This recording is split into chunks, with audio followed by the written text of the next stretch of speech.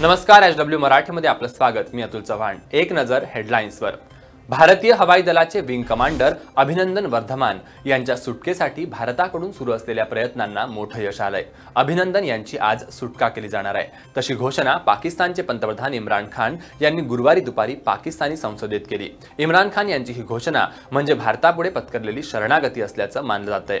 भारताचा तसेच आंतरराष्ट्रीय दबाव असल्यामुळे पाकिस्तानला हा निर्णय घ्यावा लागलाय। त्यांची सुटका होणार असल्याच्या वृत्ताने भारतात आनंदाचे वातावरण निर्माण झाले आहे। शहीद पायलट निनाद मांडवगणे यांचे पार्थिव त्यांच्या नाशिकमधील डीजीपी नगर येथील घरी दाखल झाले आहे। सकाळपासूनच नाशिककरांनी त्यांच्या अंत्यदर्शनासाठी मोठी गर्दी केली आहे। पोलिसांचाही चोख बंदोबस्त ठेवण्यात आला आहे, तर वायुसेनेचे वरिष्ठ अधिकारीही शहीद निनाद यांना मानवंदना देण्यासाठी दाखल झाले आहेत। वायुसेनेकडून निनाद यांना मानवंदना देण्यात आली आहे। डॉक्टर अमोल कोल्हे शिवसेनेला रामराम करून राष्ट्रवादी काँग्रेसमध्ये प्रवेश करणार असल्याची माहिती मिळते आहे।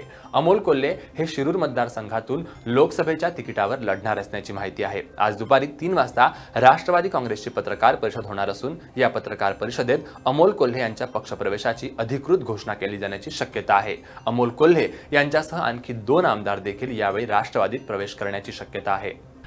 काँग्रेसचे राष्ट्रीय अध्यक्ष राहुल गांधी आज महाराष्ट्राच्या दौऱ्यावर आहेत। धुळे आणि मुंबई येथे त्यांच्या जाहीर सभा होणार आहेत। लोकसभा निवडणुकांच्या दृष्टीने या सभेला महत्त्व आलंय, त्यामुळे या सभेतूनच महाराष्ट्रातील लोकसभा निवडणुकांचे रणशिंग फुंकले जाईल असे सांगण्यात येते आहे। पाकिस्तानी रेंजर्सकडून सीमारेषेवर कुरापती सुरूच आहेत। पाकिस्तानी रेंजर्सने सीमारेषेवर पुन्हा एकदा शस्त्रसंधींचं उल्लंघन केलंय, त्यास भारतीय जवानांनीही चोख प्रत्युत्तर दिलंय। या चकमकीत एक जवान जखमी झाला असून त्याला उपचारासाठी रुग्णालयात दाखल करण्यात आले आहे, तर कुपवाडा येथे जवानांनी 2 दहशतवाद्यांचाही खात्मा केलाय। सविस्तर बातम्यांसाठी पाहत राहा एचडब्ल्यू मराठी।